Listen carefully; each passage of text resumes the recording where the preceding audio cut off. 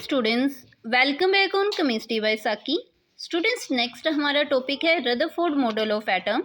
Rutherford model of atom 1911 में Rutherford ने nucleus को डिस्कवर किया एटम के अंदर। उसने इसके नतीजे में एक्सपेरिमेंट किया। ही बॉम्बार्ड अल्फा पार्टिकल्स, उसने अल्फा पार्टिकल्स को स्ट्राइक करवाया थिक गोल्ड फ्यूल पे। तो उसने क्या देखा कि कुछ पार्टिकल्स जो थे ऑलमोस्ट ऑल पार्टिकल्स इसमें से पास हो गए, लेकिन out of 2000 particles only a few particles way deflected. तो इसमें से कुछ पार्टिकल्स जो थे वो पास हो गए और कुछ जो थे वो डिफ्लेक्ट हो गए, कुछ जो थे वो बाउंस बैक हुए।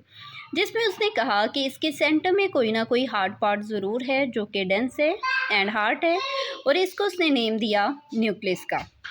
नेक्स्ट स्टूडेंट्स, रदरफोर्ड मॉडल के कुछ डिफेक्ट्स थे। उसने क्या कहा? उसने कहा कि एक इलेक्ट्रॉन रिलीज कर सकता है और इमिट कर सकता है एनर्जी को कंटिन्यूस स्पेक्ट्रम में, लेकिन बाद में लाइन स्पेक्ट्रम को ऑब्जर्व किया गया। दूसरा, उसने कहा कि एनर्जी इलेक्ट्रॉन जो है एनर्जी रिलीज और इमिट करता है कंटिन्यूसली, जबकि बाद में ऑब्जर्व किया गया कि ये डिसकंटिन्यूस मैनर में एनर्जी को इमिट और ऑब्जॉर्व करता है। नेक्स्ट है students, Planck's quantum theory. Max Planck's एक साइंटिस्ट था जिसने 1900 में क्वांटम थ्योरी दी। उसने ये कहा कि एनर्जी जो ट्रैवल करती है डिसकंटिन्यूस मैनर में, और ये कंपोज होती है टाइनी यूनिट्स के साथ, जिसको हम क्या कहते हैं, क्वांटा। इसने ये कहा कि एनर्जी इज़ नॉट एमिटेड और अब्जॉर्ब कंटिन्यूसली। एनर्जी ना ही कंटिन्यूसली इमिट होती है ना ही अब्जॉर्ब होती है, बल्कि ये डिसकंटिन्यूस मैनर में होती है in the form of wave packets. और हर वेव पैकेट्स की एक अपनी एनर्जी होती है। इन केस ऑफ लाइट के केस में हम क्वांटम ऑफ एनर्जी को नेम देते हैं फोटोन का। द अमाउंट ऑफ एनर्जी, इसमें जो एनर्जी की अमाउंट होती है वो डायरेक्टली प्रोपोर्शनल होती है फ्रीक्वेंसी के,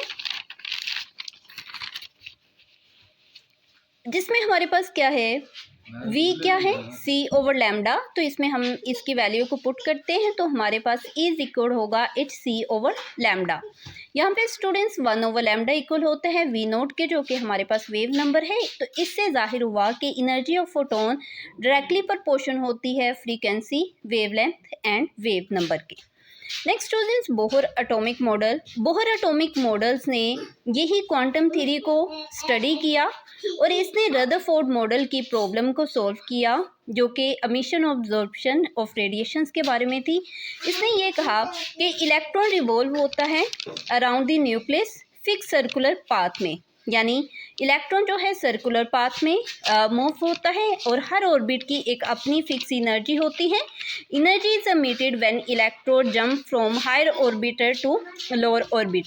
एनर्जी इमिट होती है जब इलेक्ट्रॉन जंप करता है फ्रॉम हायर ऑर्बिट से लोअर ऑर्बिट में। एनर्जी अब्सॉर्ब होती है व्हेन इलेक्ट्रॉन जंप करता है from lower to higher orbiter. नतीजे में उसने एनर्जी का डिफरेंस दिया। मतलब स्टूडेंट्स, हर इलेक्ट्रॉन का एक अपना फिक्स एंगुलर मोमेंटम होता है जो कि डिपेंड्स करता है क्वांटम नंबर पे, और ये मल्टीप्लाई होता है विद फैक्टर h/2π के साथ। नेक्स्ट है डिफेक्ट्स ऑफ बोहर मॉडल। अब स्टूडेंट्स, बोहर ने कुछ अपने थ्योरी में कुछ मिस्टेक्स की। उसने ये कहा, उसने जस्ट एक्सप्लेन किया मोनो इलेक्ट्रॉनिक सिस्टम का, यानी उसने मोनो इलेक्ट्रॉनिक सिस्टम का ही हाइड्रोजन का ही उसने रेडियस निकाला और हाइड्रोजन की ही उसने एनर्जी फाइंड की। तो इसका ये मतलब हुआ कि बोहर ने जस्ट मोनो इलेक्ट्रॉनिक सिस्टम को ऑब्जर्व किया था, जस्ट उसके ऊपर एक्सप्लेनेशन दी थी, लेकिन इसने पॉली इलेक्ट्रॉनिक सिस्टम के ऊपर वर्क नहीं किया था। इसके अलावा electron revolve in circular path. Bohr ने ये कहा कि इलेक्ट्रॉन रिवॉल्व होता है सर्कुलर पाथ में, लेकिन मॉडर्न कंसेप्ट के अकॉर्डिंग इलेक्ट्रॉन जो है वो 3 डिमेंशनल वे में मूव करता है, जो कि ये डायग्राम अक्सर आपने अक्सर बुक्स में देखी भी हुई है। तो इसमें ये डायग्राम अक्सर आपने बुक्स में भी देखी होगी। नेक्स्ट है बोहर ने do not explain fine lines, जिसमें हमने स्पेक्ट्रम को अगर हम स्पेक्ट्रोमीटर के थ्रू देखें तो इसमें ये जो सिंगल लाइन है ये डिफरेंट फाइन लाइंस में डिवाइड होती हैं। तो इसको बोहर ने एक्सप्लेन नहीं किया था इसके अलावा उसने जस्ट एक्सप्लेन किया था प्रिंसिपल क्वांटम नंबर को और एक्सप्लेन नहीं किया था स्टार्क और जीमैन इफेक्ट को। उसने तो नेक्स्ट स्टूडेंट्स हमारे पास क्या है, स्पेक्ट्रम। स्पेक्ट्रम क्या है कि वाइट लाइट का डिफरेंट जो लाइट्स में क्या हो जाना, डिवाइड हो जाना। इसकी डिफरेंट टाइप्स है, continuous spectrum, line spectrum. Continuous spectrum में स्टूडेंट्स दो कलर्स के दरमियान हम लाइन को ड्रा नहीं करते और कलर एक दूसरे के अंदर डिफ्यूज़ हो जाते हैं, जिसमें फर्स्ट हमारे पास इसकी एग्जांपल है रेनबो। एंड लाइन स्पेक्ट्रम में जो सेंटर में हम एक लाइन लगाते हैं, कलर एक दूसरे में डिफ्यूज़ नहीं होते, जिसमें हमारे पास एग्जांपल आ जाती है स्पेक्ट्रम ऑफ हाइड्रोजन। नेक्स्ट ये डिफरेंट टाइप्स में डिवाइड होता है, टू टाइप्स में फर्दर डिवाइड होता है, atomic emission spectrum and atomic absorption spectrum. Atomic emission spectrum में हमारे पास ब्राइट लाइंस अगेंस्ट होती है डार्क लाइन में, एंड एटॉमिक अब्जॉर्प्शन स्पेक्ट्रम में डार्क लाइंस अगेंस्ट होती है ब्राइट लाइंस की।